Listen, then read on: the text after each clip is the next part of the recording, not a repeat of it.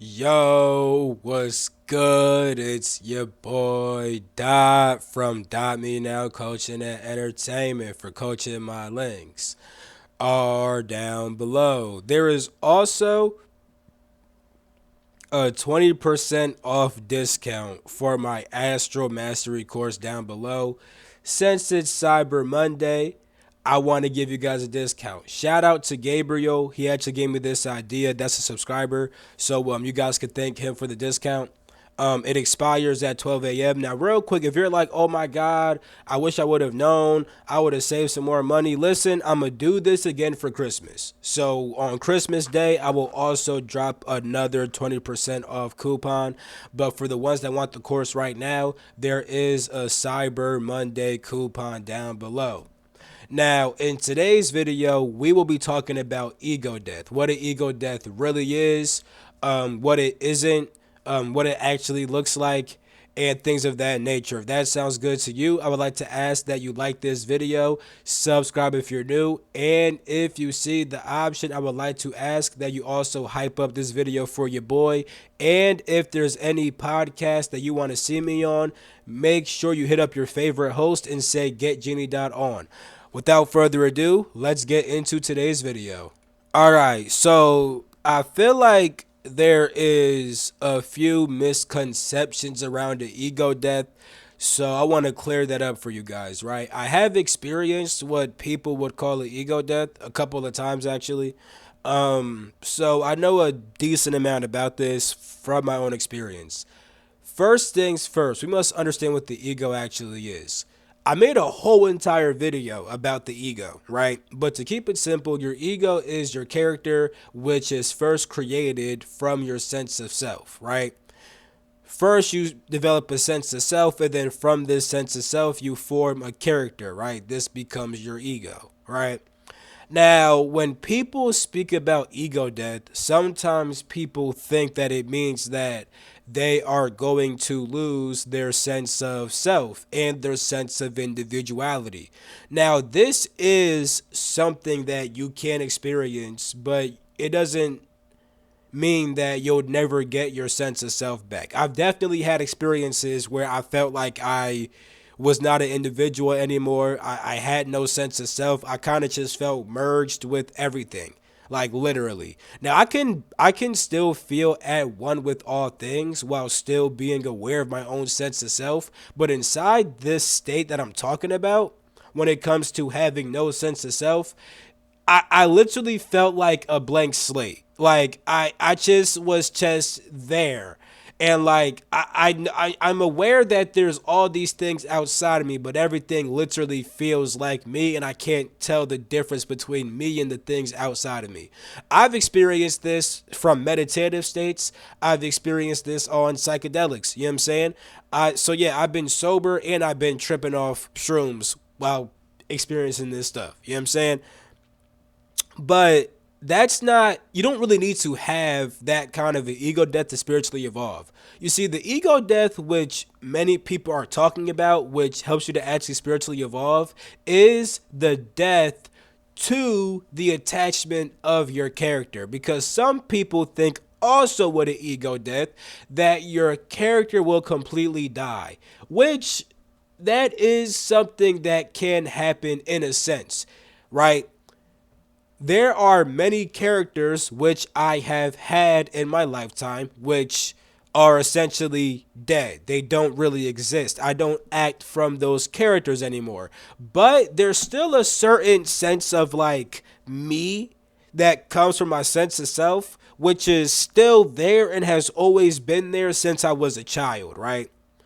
So there are certain parts of your character which kind of don't die. And these are the parts of your character which were made purely by your soul before you even came here. Because your soul develops its own character, especially when you begin to add certain soul aspects into this soul aspect. Think about, when I say soul aspect, think about past lives, right? When you incarnate, you might decide to take certain aspects of your past lives into this current life with you. And then this will kind of give you an inherent character and personality that's based upon how you've been inside your past lives, right?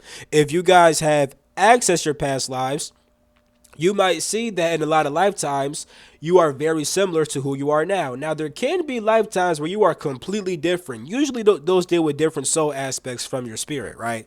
But to keep it simple, right? Your past lives can influence the character which you have right now. You see, and even when it came to those past lives, you had a certain character because your soul made that character for itself before it even incarnated. Now, when you incarnate, you can pick up on information from the outside world and then add that to your character. Like, for example, being a victim.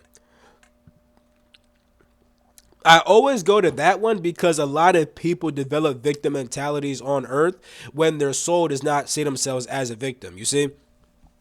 So when certain parts of your character die, it usually is going to be parts like that, right?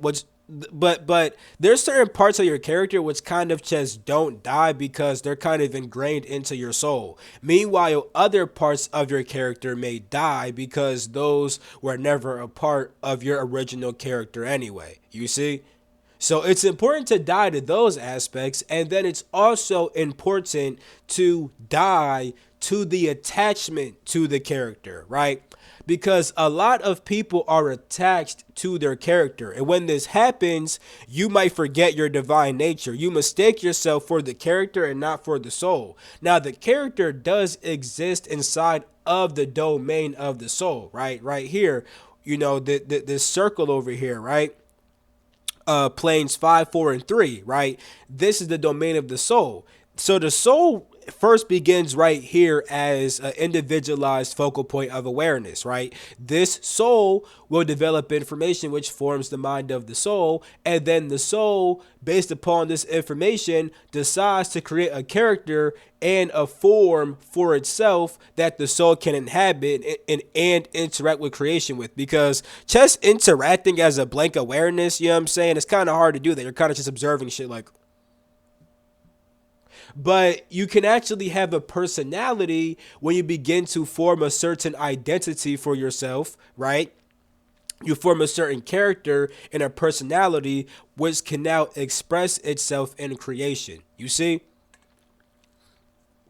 Now, what happens to people is that they forget that they are the awareness up here, and they get very attached to the body, or they get very attached to the character, which will also make them get attached to the body, because certain parts of your character can be influenced by your physical experiences through the body, right? Certain bodily instincts can become your character. For example, fear, right?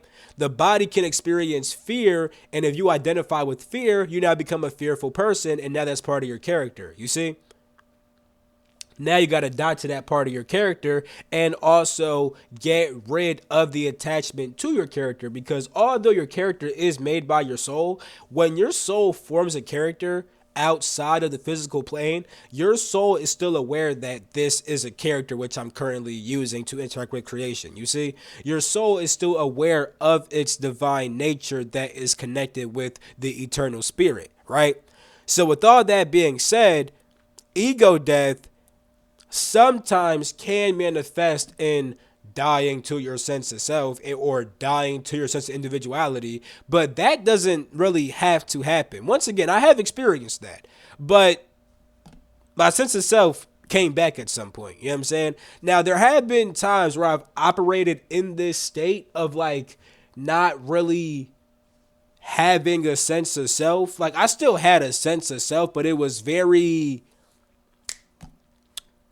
dull, I guess you could say. Like, okay, here's what I want to say, right? A lot of people get scared that when they leave their body or that when they transcend this physical creation, that they're going to lose their sense of self. That doesn't really happen unless you choose for that to happen. Like, you can choose to drop your sense of self and then just put it back on again. Like, I've done this many times, like, out of my body. Like, there's been times where I've chose to forget who I am. like forget my individual nature, and I kind of just merge back with all things. You see, sometimes I've done it in dreams to merge better with my environment, right? But actually, let me talk about that real quick. Inside my dreams, right? The reason why I would do it inside my dreams is because inside your dreams, everything is fundamentally you.